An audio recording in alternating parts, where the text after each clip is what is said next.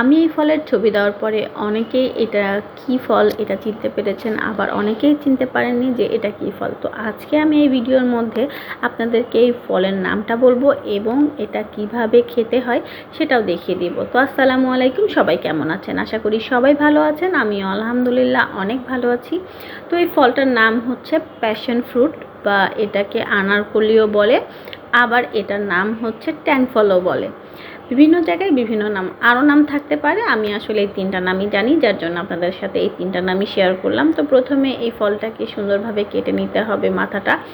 তো এই ফলটা কাটতে কিন্তু একটু কষ্ট, কারণ এর চামড়াটা অনেক বেশি শক্ত থাকে। যাই হোক, এখন আমি এই ফলটাকে কেটে নিলাম। আর ভিতরে দেখতে পাচ্ছেন এই ধরনের একটা লিকুইড অরেঞ্জ কালারের, এটা কিন্তু এটাই মাখিয়ে খেতে হবে।